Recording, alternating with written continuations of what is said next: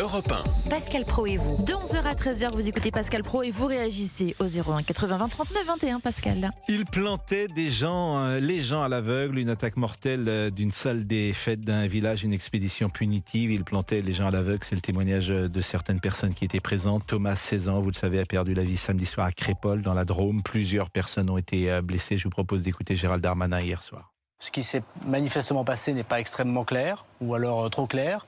Il y a eu une fête dans un village, et puis des gens qui viennent d'ailleurs de ce village ont voulu forcer l'entrée de cette fête, et des coups de couteau sont partis. Donc ça s'appelle l'ensauvagement. Il y a 3 ans et demi, lorsque je suis venu ministre de l'Intérieur, j'ai évoqué l'ensauvagement. J'ai dit qu'il y avait une violence qui était gratuite, de gamins de 15-16 ans contre des gamins de 15-16 ans. Ça, c'est pas de la faute de la police ou de la gendarmerie quand des gens de 15-16 ans donnent des couteaux à des personnes de 15-16 ans. C'est évidemment une faillite générale de notre société. Les parents, une partie peut-être l'immigration, je ne sais pas si c'est le cas dans cette affaire-là, mais ça peut en partie expliquer. L'urbanisme, quand on consente la misère, il y a ce genre de difficultés. Évidemment des réponses pénales qui ne sont pas assez fortes, évidemment une présence de la police qui n'est pas assez forte, évidemment une éducation populaire qui n'est plus là. Nous devons remettre l'autorité partout. Il y a une phrase très célèbre de Charles Péguy qui est souvent citée, il faut dire ce que l'on voit et d'une manière plus difficile peut-être à faire, voir ce que l'on voit. Eh bien manifestement, Fabien Roussel, qui est secrétaire national du Parti communiste français, a été invité ce matin de Sonia Mabrouk sur Europe 1 et CNews. Il n'ose pas employer le mot ensauvagement et peut-être ne voit-il pas ce qu'il voit. En tout cas, une société où des actes de ce type se reproduisent quand même de plus en plus. Là, un village calme, tranquille, dans la Drôme, et c'est pour ça que ça suscite une telle émotion avec ce jeune adolescent de 16 ans qui perd la vie. Et on se dit, moi-même qui suis député d'une circonscription avec des villages, pourquoi pas chez nous demain? Et donc, ça nous inquiète tous. Plus à l'abri nulle part, si vous dites donc, pourquoi pas chez nous je demain. dirais pas ça. Je veux pas non plus susciter la terreur pour tous les habitants et ceux qui ont prévu de fêter un anniversaire, un mariage, etc. Faut pas pousser. Mais de plus en plus, aujourd'hui, dans la société, je dirais dans le monde, on règle ces problèmes par la violence, par les coups. Il n'y a plus de règles. Oui, mais lorsqu'il dit dans le monde, c'est une manière de relativiser ce qui se passe en France. C'est toujours la même chose, c'est de ne pas voir notre spécificité française. Il se passe quelque chose chez nous, manifestement, qui ne se passe peut-être pas au Portugal, en Italie ou dans d'autres pays occidentaux. C'est ça qui est intéressant. Alors, c'est vrai qu'aux États-Unis, il y a des fusillades et qu'elles existent. Vous êtes très nombreux à vouloir réagir sur ce qui s'est passé, évidemment, dans la Drôme. Nous sommes avec José, et que je connais, et dont je reconnais le patronyme. Bonjour José. Bonjour Pascal. José, vous appelez régulièrement et c'est vrai que ça vous met dans une colère noire ce qui se passe en France. Darmanin prend les gens pour des cons. Pour les cons. C'est pas... Vous avez entendu ce qu'il a dit là, son aveu. Il faut être beaucoup plus ferme. Lui au moins il dit, pardonnez-moi, il dit les choses, il parle quand même, il parle d'ensauvagement. Il dit quoi? Quelque chose qu'il ne peut pas faire? Quand il parle de faillite générale, c'est ce qu'il a dit. On est tous responsables. Non. C'est les politiques, les baltringues de politique et vos juges, d'accord, qui sont responsables. Parce que pendant 30 ans, vous avez baissé votre culotte devant ces gens-là. D'accord? Parce que vous avez importé l'immigration. Vous avez importé l'immigration dans les cités, des gens qui ne savaient pas lire, des gens qui ne savaient pas écrire, qui haïssaient la France, qui venaient là parce que c'est un cliché social, et parce que tout simplement, il est en plus antisémite. Tout ce qui se passe à l'heure actuelle, c'est leur faute. Maintenant, je vais vous dire, M. Pau, ça va être pas difficile à comprendre. Je vais vous dire, quand vous ne faites pas une refonte complète, d'accord, de l'ordonnance de 1945, vous prenez les gens pour les cons. Quand vous ne construisez pas des places de prison, vous prenez les gens pour les cons. Quand vous ne supprimez pas le syndicat de la magistrature parce qu'ils ont l'impunité totale, 35% de ces baltringues de juges là, d'accord, qui rendent la justice au nom d'une idéologie, pas dans la sérénité, au nom d'une idéologie, d'accord. Mais pas tous, forcément pas tous. Laissez-moi finir, c'est beau. Quand vous construisez pas des centres de rééducation fermés pour mineurs, quand les peines planchées pour les multirécidivistes, vous les appliquez pas. Quand au niveau des policiers, vous mettez pas des peines fermes, 1 an minimum sans remise de peine, vous le faites pas. Vous consentez à tout ça. Vous avez organisé tout ça. par cynisme, par duplicité, et en plus parce que vous êtes des bons à rien, complices de votre lâcheté. J'ai la haine contre ces gens-là, monsieur Pro. J'ai la haine parce que ce qui se passe dans les quartiers nord, ce qui se passe à Toulouse, au Mirail, à Bagatelle, c'est une horreur. Il y a des sans-papiers, des clandestins. Dans les quartiers nord, monsieur Pro, sans-papiers, clandestins, des Nigériens, des Comoriens, des Maliens, qui boulent des voitures, qui menacent des gens de les faire partir pour squatter. Darmanin, il en est responsable. C'est lui qui les a fait rentrer. C'est lui qui les a fait rentrer. Il a du sang sur les mains. Vous le savez bien. Il a du sang sur les mains. José, parce que là, pardonnez-moi, vous dites trop de choses pour que le modérateur que je suis ne puisse pas intervenir. Donc, non, José. Je veux bien qu'on parle, mais bon, sang sur les mains, je retire pour Gérald Darmanin. Il est ministre de l'Intérieur, évidemment, depuis simplement quelques mois. C'est 40 ans. Ça fait 3 ans. Non, mais c'est 40 ans de politique. C'est 40 ans de politique, de lâcheté, et de refus de voir la réalité, de refus de mettre l'autorité en place. Donc il hérite d'une situation... Attendez, je termine. Il hérite d'une situation, effectivement, les places de prison, elles n'ont pas été construites. L'autorité, elle est bafouée. Le syndicat de la magistrature, effectivement, on peut vous rejoindre sur certaines prises de position qui ne sont pas adéquates. Mais vous ne pouvez pas, précisément, à un des rares ministres qui dit les choses et qui veut prendre les choses. Alors après, il y aura les actes, bien sûr, mais au moins dans le discours, il dit les choses. Il parle d'ensauvagement. Il dit les choses. Mais, monsieur Pro, quand vous dites les choses, que vous savez très bien que vous ne pouvez rien faire parce que vous avez un gouvernement des juges. Mais il n'est pas président de la République et ce sera peut-être l'échéance en 2027 si tant est qu'il se présente. Qu'est-ce que vous voulez que je vous dise, quand vous avez des juges qui ont un pouvoir immense, deux choses une, vous êtes un abruti. Mais il n'y a pas que les juges, parce que les juges, il n'y a pas que José, il n'y a pas que les juges. Les juges, ils appliquent également la loi. Si tu fais passer des lois avec des peines planchées, ils seront obligés de les appliquer. En fait, il faut changer beaucoup de choses en France, je suis d'accord avec vous. C'est un état d'esprit, vous avez également raison. Et, je veux dire, il faut renverser la table sur certains sujets et changer de logiciel. Nous sommes d'accord, autrement ça continuera. Et je vous rejoins. Monsieur Pro, écoutez-moi bien, je vais vous dire quelque chose, d'accord ? Moi, si je suis ministre de l'Intérieur, on va vous nommer. Non, laissez-moi finir. José, ministre de l'Intérieur, ça va déménager, croyez-moi. Non, j'en ai pour 10 secondes. Si je suis ministre de l'Intérieur, et que moi j'ai des projets, j'ai une ambition, je veux faire régner l'ordre, d'accord ? Je veux faire régner l'ordre, etc., etc. Et que je vois que vous me donnez aucun moyen, je dis, écoute-moi mon copain, moi, je ne veux pas passer pour un baltrin ou qu'un pitre. Ma parole, elle vaut de l'or à moi. Tu comprends ? Alors, ou tu me donnes les moyens, ou je démissionne. Ça s'arrête là, monsieur Pro. Mais si faire vous continuez, de la politique, faut... si vous continuez, monsieur Pro, si vous êtes un petit politicard, clientéliste, c'est tout. Pour faire changer les choses, il faut mieux être à l'intérieur qu'à l'extérieur. Qui disparaît, ça. Mais bon...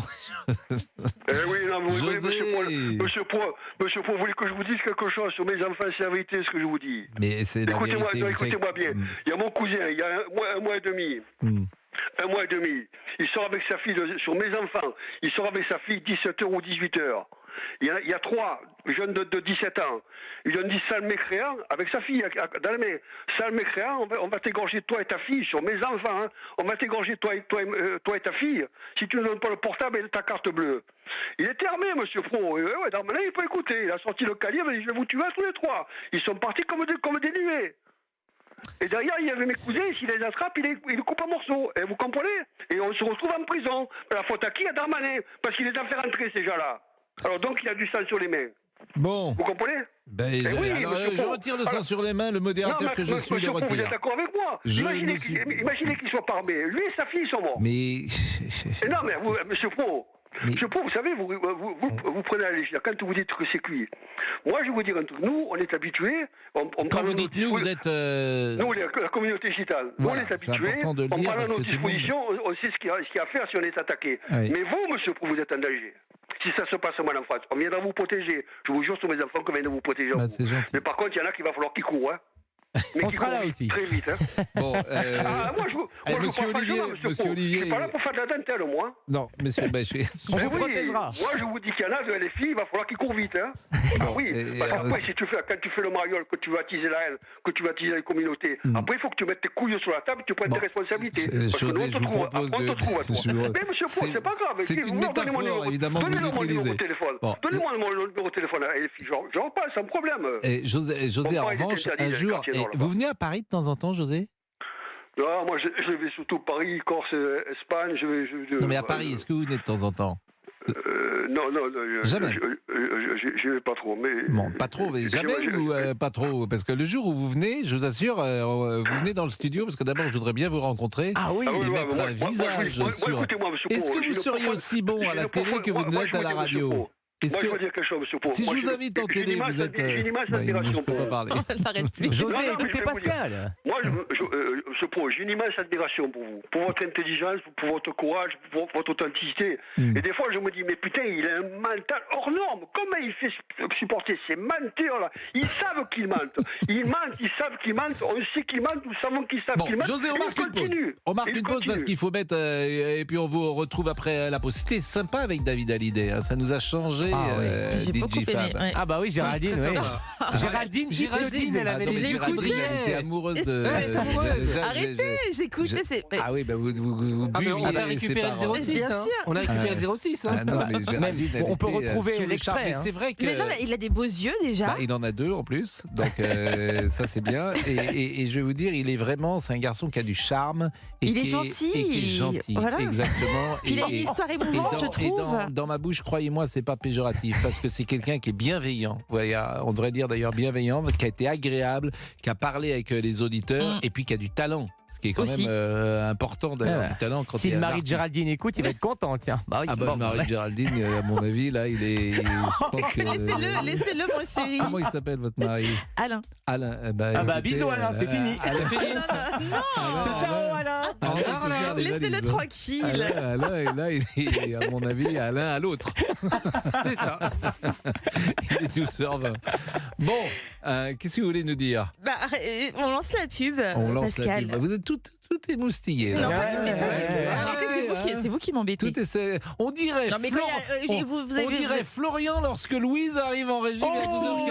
Oh, c'est pas mal ça, mais c'est tellement vrai, c'est On tellement dirait vrai. Florian quand Louise arrive. Évanouissement, oui. Florian Carassou-Maillan. Non, oui, c'est Carassou-Maillan, oui, c'est ça, Bah c'est ça. oui, Oui, vous m'avez oui. mis un tableau hier devant moi pour que je le dise.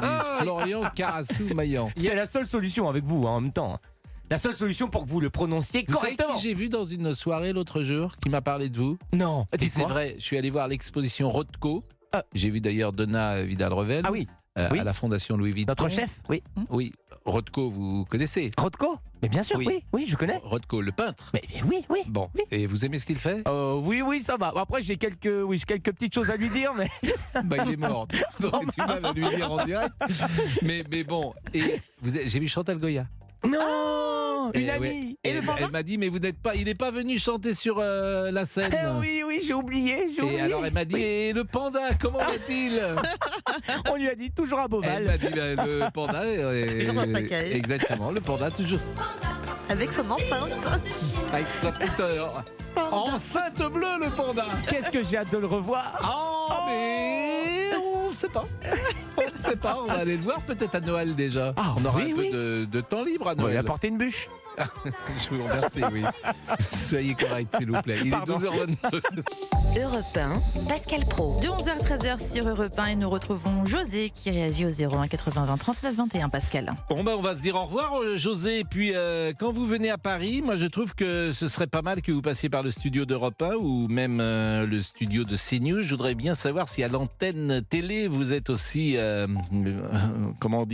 offensif qu'à la radio. Parce que... Non, pour moi, Géno, c'est des vérités. Parce que nous, on est le poumon de la France. On sait ce qui se passe. Vous comprenez ce que je veux dire? Vous comprenez? Oui, je comprends, on n'est mais pas comme c'est pas le personne train qui se n'a la vérité. Vous savez bien qu'elle est toujours la multiface, souvent la je suis d'accord avec vous, vérité. mais non, je veux dire, on sait ce qui se passe. Oui. Oui, on sait ce qui se passe. Voilà. Bon, C'est en pour tout cette- cas, pour cette raison. j'espère qu'on pourra s'appeler avant Noël quand même. Là, Ah on oui, est bien le sûr, mais 21 moi, novembre, il nous reste un petit mois. Moi, moi, je vous dis franchement, moi, j'ai dit à tous les gitans de Marseille jusqu'à Narbonne, j'ai dit, oh, j'aurais dit, on vous écoutez Europe 1, là, hein. Il y a mon ami qui est là, qui est Europe 1. Bah, Oui, écoutez, tonton, il n'y a pas de problème, pas de eh ben, problème. si les audiences montent, et visiblement c'est le cas, je sais à qui je le devrais. Vous avez regardé, monsieur Pau, de Marseille jusqu'à Narbonne, Perpignan et tout ça, vous verrez. Eh ben, c'est grâce à vous. Merci José. Non, mais- c'est pas, oui, moi, merci, moi merci. je le fais par respect pour vous. Voilà, Ben, pour oui, moi, parce que les audiences montent. Franchement. D'ailleurs, je voulais vérifier, Olivier, vous avez eu finalement la prime ou pas? La prime. Ah, il y a La une prime. pour les audiences. Ah Quelle non, prime non, j'ai pas eu de prime. Oh, mais je vous ai dit, attendez, il y a une prime, les audiences ont monté. Attendez. Tout le monde a eu une prime ici? Non, tout moi, le j'ai monde, pas bien eu. sûr, on a tous eu une prime. Bah, on a arrêtez. tous eu une grosse prime. Une grosse prime. Vous êtes Non. au courant? Vous n'avez Attendez, pas eu. non mais attendez là par contre s'il y a vraiment une prime pour On tout dit le pas, monde. par contre, on dit en revanche. Oh là là là là. Si en revanche il y a une prime pour tout le monde et pas pour moi, c'est terrible. Ah ben moi je pensais C'est ce que qu'on vous fait, étiez... je vais aller voir Dona Vidal-Revel tout de suite, notre chef. Non mais attendez, si j'ai pas de prime. On a fait une bourde. Allez, à tout de suite, j'y vais là. Kenavo. Après, je vous raconterai une histoire. Il est 12h21, une histoire vraie en Encore plus. une, oui. Bon, on parle d'un sujet extrêmement grave. Comme vous le savez, Crépol, avec ce jeune Thomas qui est mort. Louis est avec nous. Bonjour Louis. Et vous vouliez parler de Gérald Darmanin. Oui, parce que je suis extrêmement agacé par cette réflexion du ministre de l'Intérieur. Je veux dire, je trouve ça extrêmement facile de dire « Ah ben c'est un ensauvagement généralisé ». Il y a un côté déculpabilisant et absence de prise de responsabilité de la part du ministre de l'Intérieur. Moi, ce que j'attends de l'État, c'est pas qu'il dise « Ah bah oui, c'est difficile, hein ». L'État, il doit dire, voilà, il y a des problèmes identifiés, voici les solutions. C'est ça qu'on attend de l'État.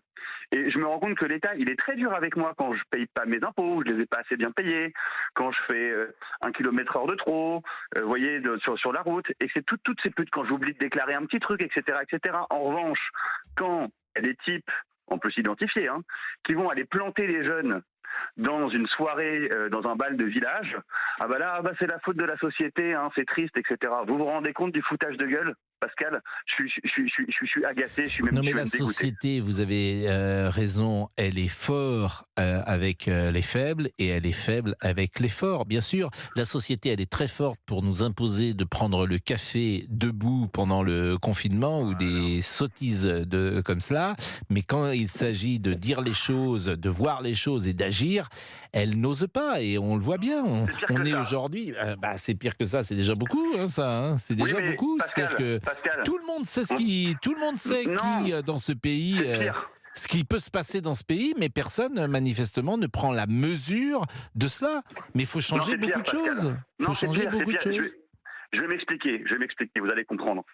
Quand il y a eu les émeutes, là, peu importe la raison, mais pour le coup, c'était quand il y a eu le refus d'obtempérer avec le tir du policier. Vous vous rappelez? Voilà, les gens connaissent ça sous le nom de l'affaire du jeune Naël.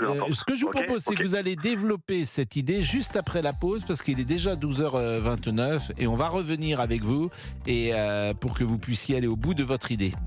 11h-13h, c'est Pascal Pro et vous sur Europe 1. Europe 1. Pascal Pro et vous. De 11h à 13h, vous écoutez Pascal Pro. Vous réagissez au 01 80 20 39 21 comme Louis qui est avec nous en ligne, Pascal. Bonjour Louis. Bonjour Pascal. Et merci d'être avec nous. On continue évidemment la discussion que nous avions à l'instant et vous allez pouvoir prolonger ce que vous disiez. Alors je disais effectivement qu'on ne peut pas me faire croire que l'État est capable de confiner toute sa population pendant des semaines, sur plusieurs mois, capable de mettre des amendes à tout le monde, faire fermer des commerces, etc., et ne pas pouvoir gérer des sujets de délinquance et des zones de non-droit, ce n'est pas vrai. C'est un mensonge. Donc quand Gérald Darmanin dit « Ah c'est la société qui s'est ensauvagée, etc. » Dis donc, il ne fait rien et il est démissionnaire. C'est irresponsable de sa part. C'est scandaleux. Moi, je ne suis pas d'accord avec vous. En fait, et c'est bien le problème. Pour quelle raison? Mais parce que c'est un rapport de force et c'est plus facile de mettre tout le monde en confinement que d'aller au contact avec ces quartiers-là, avec le risque d'embrasement qu'on a vu il y a 4 mois. Non. Parce qu'il va avoir, là, si on va au contact, à mon avis, il va se passer, il peut avoir des... Oui, il peut avoir des conséquences. Je cherche mes mots parce que évidemment chaque mot qu'on emploie dans ces cas-là, est important. Oui, mais crever l'abcès. En fait, on ne peut pas se permettre d'avoir, dans une politique aujourd'hui, on ne peut pas se permettre d'avoir ou des jeunes gens blessés, ou même a fortiori dans des affrontements. Non, on en a déjà, Pascal. Non, on en a déjà. Il est mort, Thomas. Non, mais il est mort. Vous avez raison, mais je me place du côté du gouvernement. Le gouvernement préfère, et d'ailleurs c'est toute sa stratégie depuis tant d'années dans plein de domaines. Hein, c'est vrai pour les manifs et ça. On ne va pas à l'affrontement. Non, je suis d'accord avec vous. Et vous savez pourquoi il le fait? Moi, c'est ce que je pense. C'est par calcul électoral. Pourquoi? Parce qu'il a peur de se mettre à dos une partie de la population qui représente, à cause de la tambouille électorale, des catégories de population qui sont ciblées quand on fait une campagne. C'est même pas ça, parce que cette partie de la population, elle vote pas pour Macron. Mais non, je pense que c'est... Je vais vous dire, je pense que c'est même pas ça, parce que cette population ne vote pas pour Macron. Je pense que... Au deuxième tour, si, Pascal. Au deuxième tour, elle vote Macron. Oui, mais je vous assure, je pense que c'est... Peut-être d'abord que vous avez raison, mais je pense pas que ce soit ça. Je pense en revanche que comment tu fais? Parce que c'est des embrasades. Vous avez vu les émeutes? Vous avez vu ce qui s'est passé? Et la prochaine fois, ça sera peut-être pas dans les quartiers, ce sera dans les villes. Ouais, sauf que la prochaine fois, vous voyez, ça va monter crescendo. En fait, je pense que maintenant, le jeu, c'est un peu le tu préfères. Tu préfères que ce soit tes fils qui meurent, ou tu préfères que ce soit des délinquants? C'est ça, je suis désolé. C'est ça le raisonnement. Parce que là, Thomas, il s'est fait tuer à un bal d'un village, d'un petit village. Alors, c'est pas bien de mourir même dans une zone de non-droit, qu'on soit bien d'accord. Hein, c'est pas du tout ce que je veux dire. Ce que je veux dire, c'est que dans des choses du quotidien, il y avait des terroristes islamistes qui tuaient carrément les chefs d'entreprise, qui vont tuer des profs, etc. Et ben là, c'est la délinquance, des grandes délinquances, hein, avec des répercussions graves, qui s'immiscent dans tous nos actes du quotidien, même le plus banal, c'est-à-dire aller à un bal populaire. Marine Le Pen vient de dire une chose qui est sans doute juste. Je connais tant de maires de petites communes qui n'organisent plus de fêtes de village. Certains subissent des pillages et des dégradations, d'autres craignent sérieusement des agressions physiques. C'est vrai qu'il y a aujourd'hui la conséquence peut-être de ce qui s'est passé dans la Drôme, c'est que beaucoup de maires vont dire écoutez, on va pas faire ça, hein, parce qu'on ne sait pas ce qui peut arriver. C'est ça la France Orange Mécanique. Elle est là. Exactement. La France Orange Mécanique. Elle est là, c'est-à-dire que dans les petits villages, on va hésiter à faire. On va hésiter à faire une fête, Louis. Donc on est dans on est dans un rapport de force aujourd'hui avec certaines populations de France, dans certains quartiers, bien sûr. Et puis il ne faut pas généraliser, hein, bien sûr. C'est certains quartiers où la violence existe, un certain type de jeunes, bien sûr. C'est pas tous les jeunes, bien évidemment. Et même, il n'y a pas forcément... comment dire, uniformité d'une population. Faisons très attention à ce que nous disons. On va voir d'ailleurs ce que révèle l'enquête. Bien sûr. Il y a des répercussions. Il y a quand même des répercussions politiques, Pascal. Je vais vous donner un exemple très personnel. Moi, avant, j'étais plutôt de gauche, centre-gauche. Oui. Je votais PS, Parti radical. D'accord ? Eh bien, ça fait quelques mois, presque quasiment un an maintenant, que je me suis rendu compte que la situation était très éloignée du petit cocon dans lequel je vivais. Et maintenant, j'ai changé de vote. Et j'ai lu Laurent Oberton, j'ai lu La France Orange Mécanique. Je me suis mis à tout ça parce que je me suis dit, en fait, t'es persuadé d'avoir raison, mais les faits te donnent tort. Voilà, c'est tout. Donc ce genre d'événement de faits divers, le problème c'est qu'il n'est pas isolé, on dit faits divers, etc., mais c'est pas isolé. Je suis désolé. Des faits divers comme celui-ci, il y en a beaucoup, et j'ose le dire, c'est systémique. Pas systématique, hein. C'est systémique. Et c'est ça qui m'a fait changer ma perception de la politique. Bon, écoutez, merci pour votre témoignage. En tout cas, Louis, il est 12h37. On va marquer une nouvelle pause, à moins que Olivier ait des informations, en tout cas des témoignages à nous donner. Oui, parce que des informations, j'en ai peu, mais des témoignages, j'en ai beaucoup. Allez, pour Carline, il faut remettre le service militaire en place. Chantal, toujours sur la page. Mes amis me disaient depuis des années que j'exagère en disant que le climat se détériore. Aujourd'hui, ils me donnent raison. On finit avec Joey le dégaineur. Vive José président. Voilà, je lis Joey le dégaineur. Est-ce que nous avons quelqu'un qui est en ligne avec nous après la pub? Écoutez, nous l'écouterons donc après la pause. À tout. Europe 1, Pascal Praud. Merci de nous rejoindre sur Europe 1, 11h-13h. Pascal Praud et vous, au standard, vous réagissez au 01 80 20 39 21, Pascal. Et je vous propose d'écouter Antoine Valentin. Il est maire d'hiver droite de Saint-Jouard dans la Haute-Savoie. C'est 3500 habitants. Il était invité ce matin de Dimitri Pavlenkos sur Europe 1 et je vous propose de l'écouter. un sentiment de colère dont la façon est traitée de cette affaire, c'est-à-dire qu'on n'est pas là face à une rixe, mais face à une razzia meurtrière opérée par des racailles, par des tueurs, des sauvages. Une colère ensuite parce que depuis des années, nous alertons sur le manque de gendarmes dans nos communes rurales, sur l'ensauvagement global de la société, et puis en colère enfin parce qu'on constate qu'il y a désormais deux France, des morts que l'on honore, qui méritent des minutes de silence de la France insoumise, qui méritent des marches, et d'autres qui tomberont bien vite dans l'oubli, parce que c'est celle de Français ruraux. Nous sommes avec Thierry. Bonjour Thierry. Bonjour Pascal Pro, et ravi de vous avoir. Mais je vous en prie. Ouais. Et ce matin, j'écoutais la matinale. Oui, elle est excellente, la matinale. C'est parfait. Moi, je voulais revenir sur le fait où je suis profondément agacé par rapport à certains propos de certains politiques, voire de certains journalistes d'ailleurs, en faisant croire que la France a peur. Et ils parlent de quelle France? La France des grandes villes qui mettent que des bougies au sol et qui manifestent? Non. Il y a une autre France qui existe. Une autre France qui existe et qui résistera et qui veut déjà rester dans son coin où elle vit, dans le milieu rural. Et là, ces gens-là, ils n'ont pas la même mentalité. Ils n'ont pas la même vision. Ils ont beau employer des mots, comme ils essayent de nous entourlouper en disant « Ah oui, mais il ne faut pas généraliser, il ne faut pas ceci ». On n'est pas fous. On voit bien. On sait. On se renseigne. Ils ne sont pas plus bêtes que les autres, les gens du milieu rural. Et ces gens-là, je vous dis un truc, ils ne laisseront pas la France tomber comme elle est en train de tomber. Ils ne laisseront pas. Ce sont des bonnes gens, des gens qui sont honnêtes, travailleurs, qui respectent les autres, mais à un moment donné, ces gens-là, ils ne laisseront pas faire. Et moi, je vais à la campagne, j'entends les discours, et je peux vous dire que ça ne le fera pas. Et je pense que certains politiques, surtout ceux de Paris, et vous qui dites, vous savez, les petits hommes gris, comme vous dites là souvent, les petits hommes gris qui donnent des conseils, qui viennent donc nous voir, on va leur en donner, nous, des conseils. Qu'est-ce que vous leur donneriez, par exemple, comme conseil?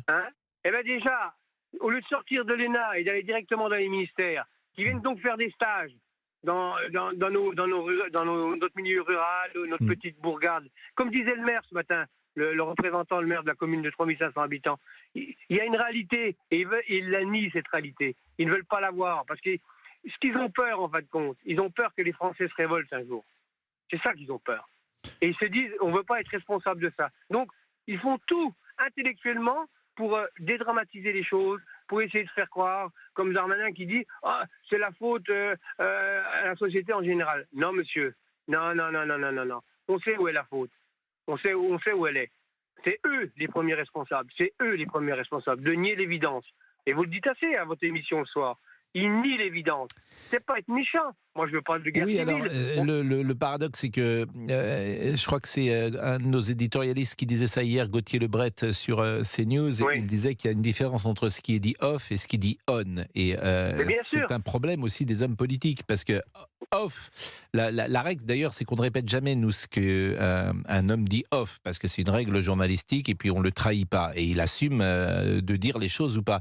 Mais je comprends leur motivation. Leur motivation, c'est de ne pas mettre d'huile sur le feu.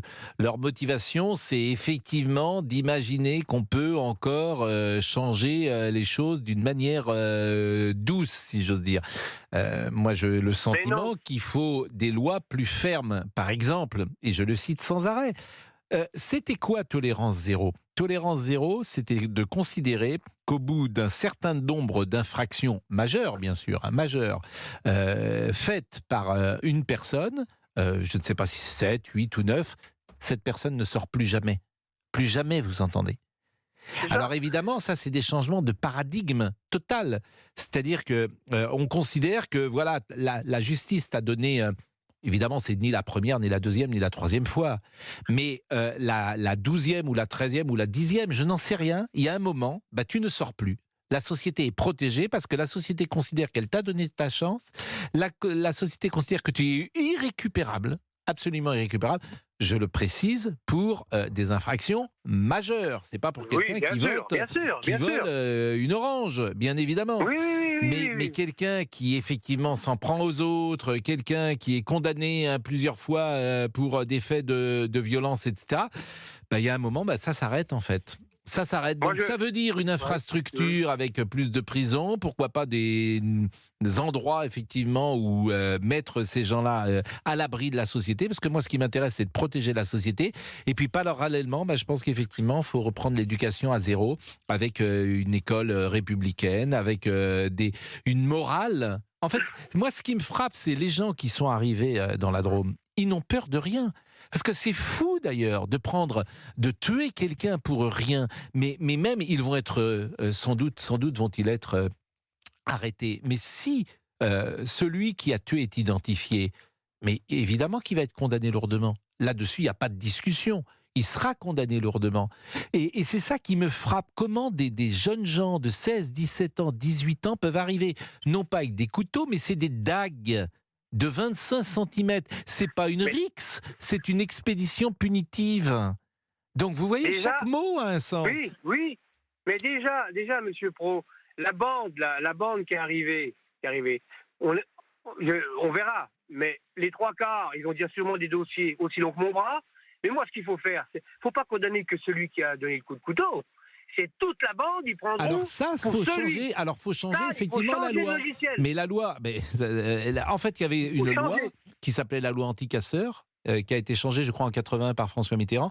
C'est-à-dire que tous ceux qui étaient associés dans un groupe étaient condamnés tous in solidum, de la même manière. Moi, je pense qu'il faut faire ça. Maintenant, ce n'est que mon modeste avis de citoyen. C'est la loi anti-casseurs qui a été abrogée par François Mitterrand. Ça changerait beaucoup de choses. Vous étiez avec ces jeunes gens, même si c'est pas vous qui avez effectivement est à l'origine du coup du coup meurtrier, vous êtes condamné de la même manière. Moi, je pense qu'il faut aller vers ça. Je peux pas vous dire autre chose. Je vous donne modestement mon avis. Elle a existé d'ailleurs cette loi. Bon, il me semble pas qu'avant 81, on était dans un régime en France où qu'on vivait pas sous dictature. Il me semble pas qu'on vivait sous dictature avec Georges Pompidou, Valéry Giscard d'Estaing ou Charles de Gaulle. Elle existait cette loi. Elle n'existe plus.